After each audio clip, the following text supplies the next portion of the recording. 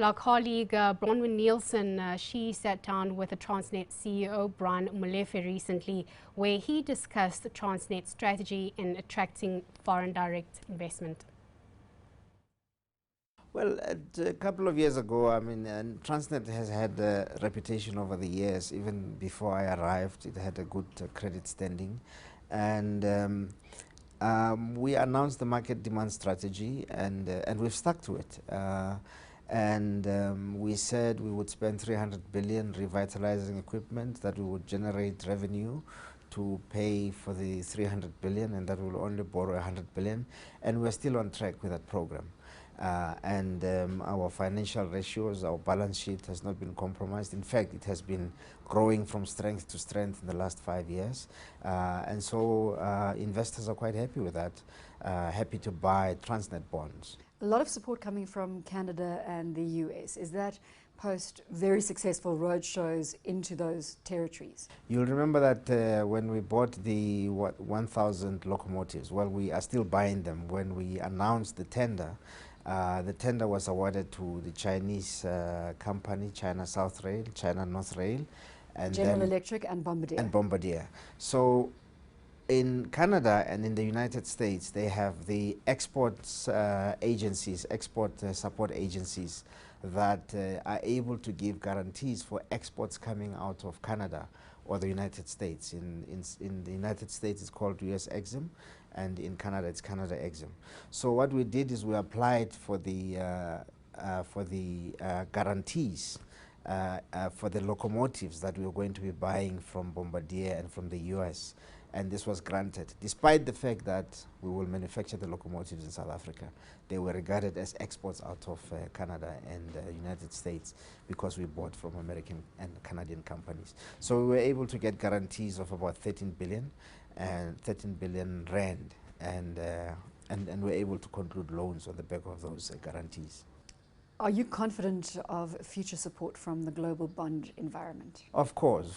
We have quite a few sources that are available to us to fund the program. As we have said before, the Global Medium-Term Note Program, which is international bond issues. In fact, last year we were, or in the last financial year, we issued an international bond denominated in rand for about 5 billion rand, which was quite a bold move, and it was taken up by European and American investors. There is appetite for Transnet's dollar-denominated bonds. The domestic market is always deep and liquid, and we issue there every fortnight.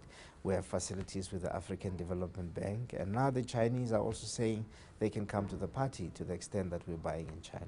How can we take Transnet's success and extrapolate that to other state-owned entities in the country? I think the other state-owned entities are perhaps not doing that badly. They just have different challenges to ours.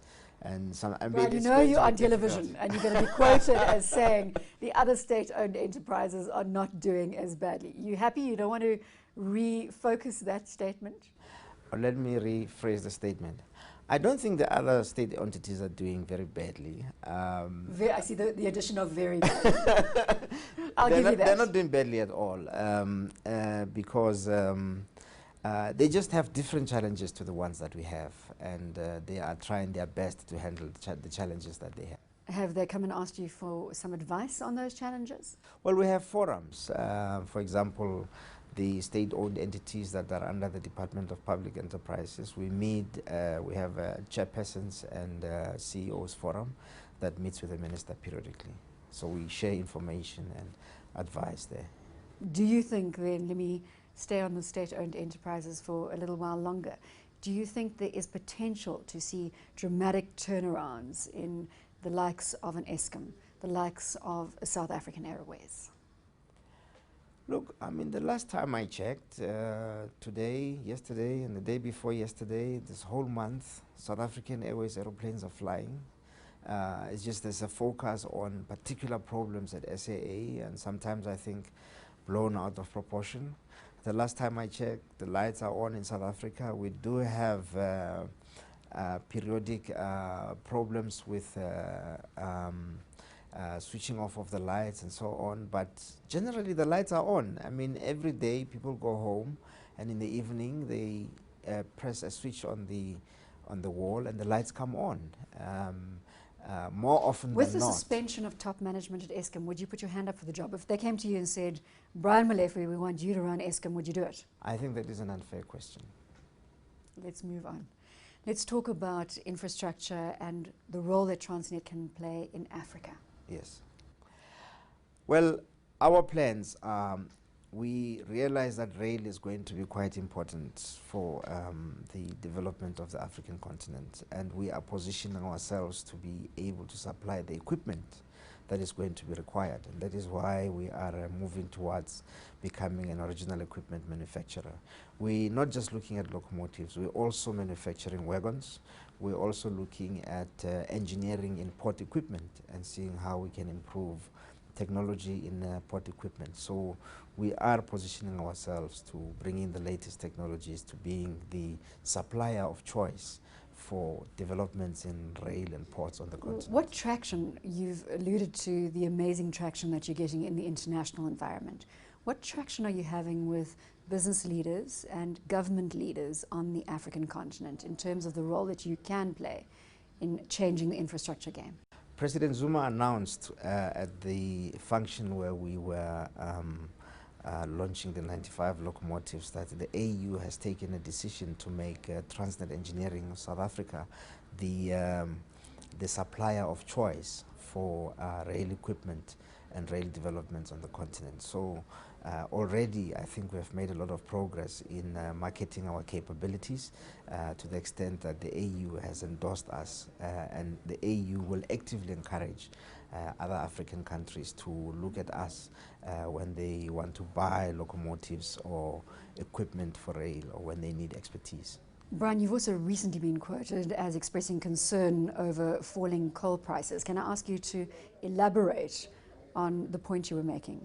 Well, the coal prices have fallen, as you know. Our customers are not just coal prices, commodity prices, iron ore as well, and our customers are coal manufacturers, coal producers that are exporting coal, and they have not getting the prices that they had been hoping to get in rand terms, and so what has happened, especially during this year that is about to end, the financial year that is about to end in March, is that we have not been able to get the increases in our services to them, because they have complained that they're not getting money. The prices have not increased. In fact, prices have been dropping, and so we have relented. And so while we have continued to improve our service and carry record amounts of coal on our rail, record amounts of iron ore and other goods, we have not been, it has not been translating into turnover that it should have translated into.